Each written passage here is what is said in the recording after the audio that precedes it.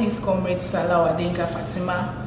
I'm the Public Relations Officer, NANS JCC Lagos. I'm a student of Yaba College of Technology studying computer engineering, and I'm in my final year.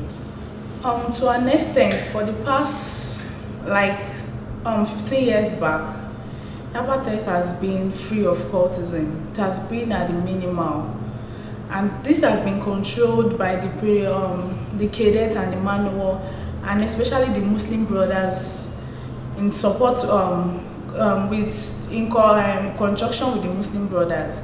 They've been able to fight against cultism in Yaba Tech, and they've received recommendation letters from the management thanking them for the wonderful job they've been able to do.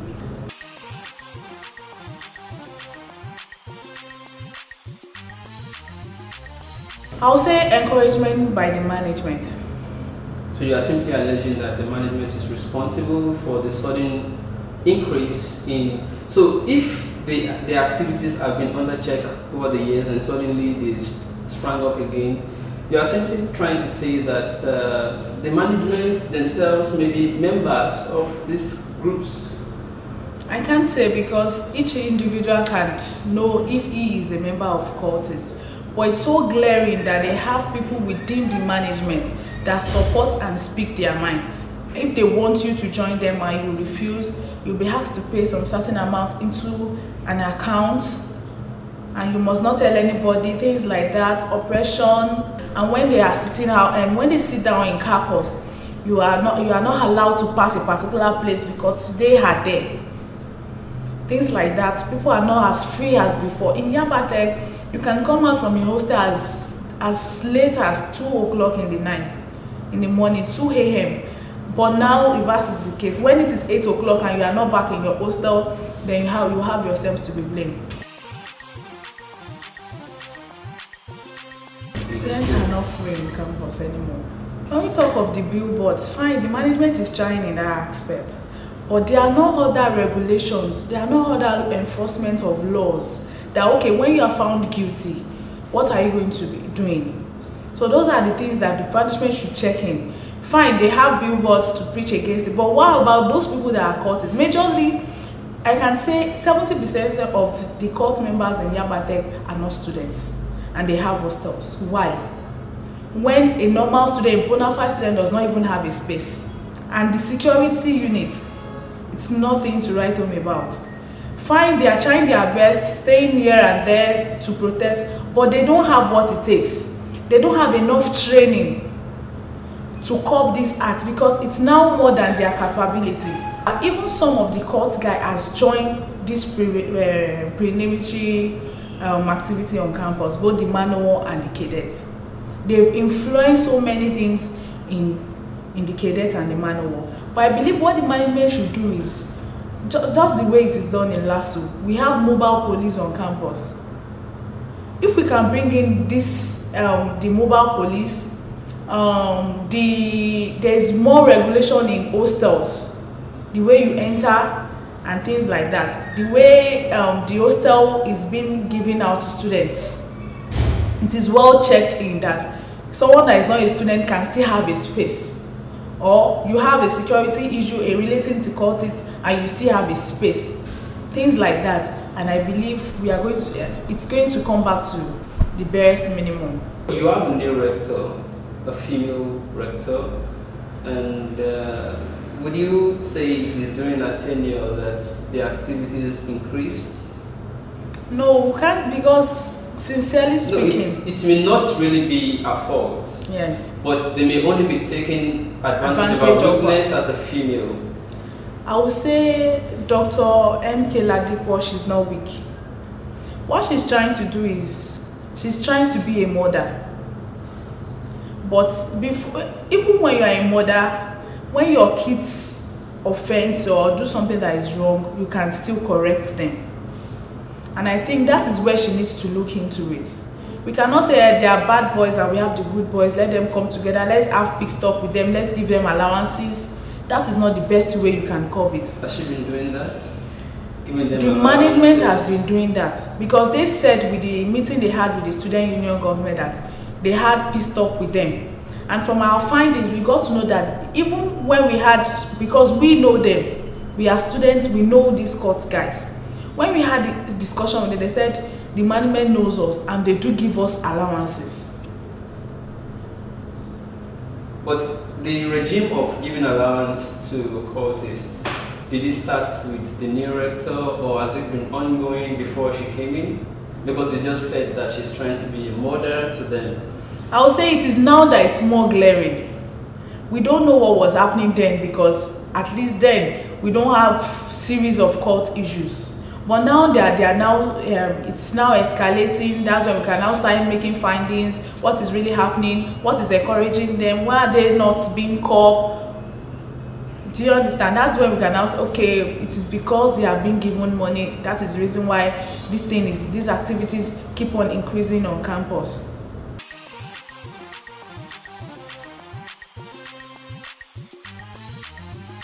There have been solutions to it in the past.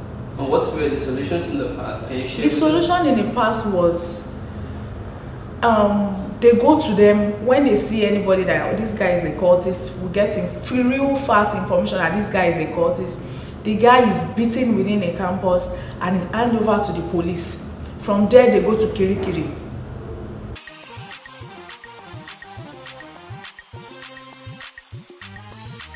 So yeah, later on we had a meeting with some management team, and at the meeting we had a resolution that we students demanded that list of these court guys must be painted around the school, and we want a committee to be set up including students to check and to look for these court guys. Not that the management will just paste the list that these are court guys. But unfortunately for us, like a week after the protest was on Thursday. On the Wednesday after the protest, a list was pasted at the main gates of the school, and it includes a lot of students' names. And at the end of the day, when we started doing our investigation, we got to know that the list comprised of innocent students and few court members. So we are now baffled that how do they do their investigation?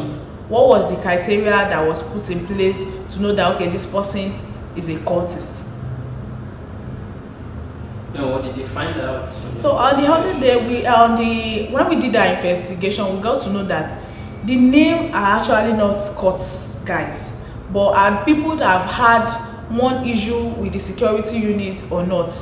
Is it that maybe someone is fighting and you go there to witness and write that, okay, I was a witness to the fight, this was what actually happened? Those are the people that was on the list.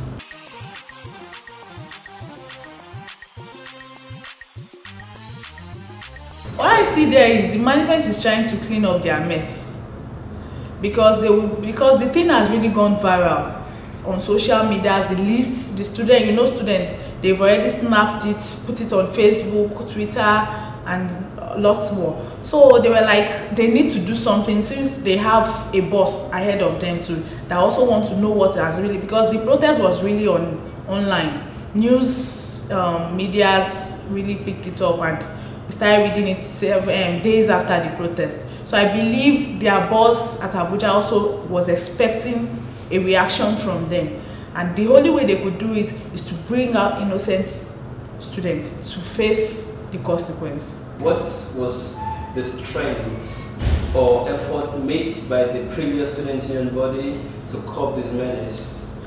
They did their best the way they could, because right from time, I would say the student union government has been weak due to some certain reasons known to them. But when the list came out, being an ambassador of Yaba Tech and representing them at the national level, I met with the president then. So it was like he does not have anything to do, that he's beyond his capacity, that I would like if NANS can look into it. So we had an ESCO meeting in NANS, we discussed it. We later had, okay, let's come in, because the function of NANS is when the union is not capable of doing a particular thing, they cannot solve a particular problem, then the NANS Lagos or the NANS Axis in any school, the nurse ASIS will look into it. If the ASIS cannot do anything, then we'll call the zonal coordinator. The zonal coordinator will look into it. Then if it is beyond the zonal, that is when the national will now come in. So now the Lagos ASIS has come into the issue.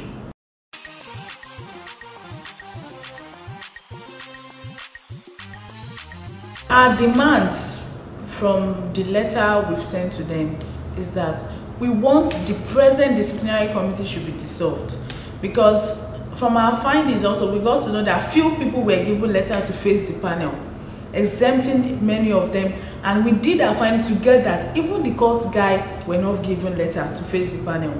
And those people that got to the panel, when they got there, they were now telling them that it's not about the court late, it is not about you being a squatter in the hostel, you being you buying illegal space in the hostel and things like that.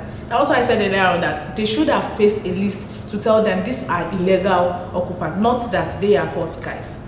So what we are trying to do is, from our demands, we also wrote that we want a new committee that will comprise of SSS, external security forces, students personally, especially the student union government president, and some other ESCOs, and some like the cadet or the manual CNC and the CEO. Then that will show transparency, because this is a matter of life, and one that it means that this student's future lies in the hands of the management, and it should not be toyed with.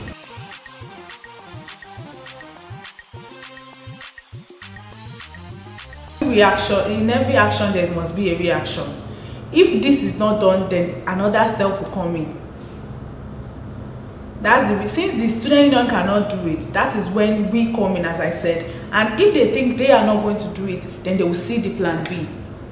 Alright, it's nice talking to you. Thank you.